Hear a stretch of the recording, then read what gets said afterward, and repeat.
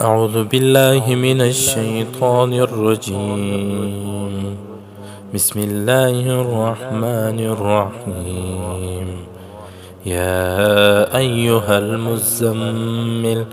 قم الليل إلا قليلا نصفه أو انقص منه قليلا أو زد عليه ورتل القرآن ترتيلا إنا سنلقي عليك قولا ثقيلا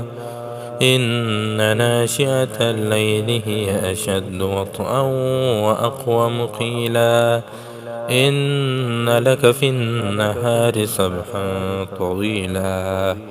واذكر اسم ربك وتبتل إليه تبتيلا رب المشرق والمغرب لا إله إلا هو فاتخذه وكيلا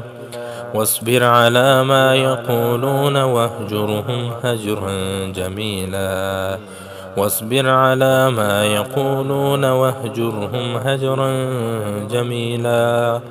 وذرني والمكذبين أولي النعمة ومهلهم قليلا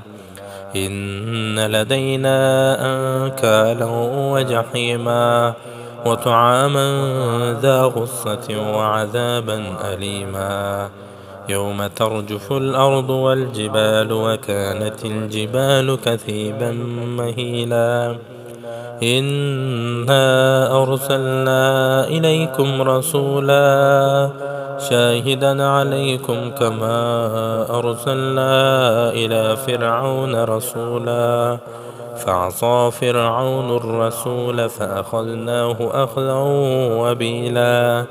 فكيف تتقون إن كفرتم يوما يجعل الولدان شيبا السماء منفطر به كان وعده مفعولا إن هذه تذكرة فمن شاء اتخذ إلى ربه سبيلا إن ربك يعلم أنك تقوم أدنى من ثلثي الليل ونصفه وثلثه وطائفة من الذين معك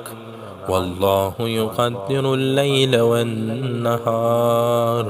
علم أن لن تحصوه فتاب عليكم فاقرؤوا ما تيسر من القرآن علم أن سيكون منكم مرضى وآخرون يضربون في الأرض يبتغون من فضل الله وآخرون يقاتلون في سبيل الله فاقرؤوا ما تيسر منه وأقيموا الصلاة وآتوا الزكاة واقرضوا الله قرضا حسنا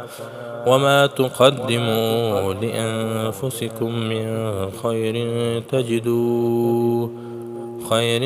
تجدوه عند الله هو خيرا وأعظم أجرا واستغفروا الله إن الله غفور رحيم بسم الله الرحمن الرحيم والضحى والليل إذا سجى ما ودعك ربك وما قلى وللآخرة خير لك من الأولى ولسوف يعطيك ربك فترضى ألم يجدك يتيما فآوى ووجدك ضالا فهدى ووجدك عائلا فأغنى فأما اليتيم فلا تقهر وأما السائل فلا تنهر وأما بنعمة ربك فحدث صدق الله العلي العظيم.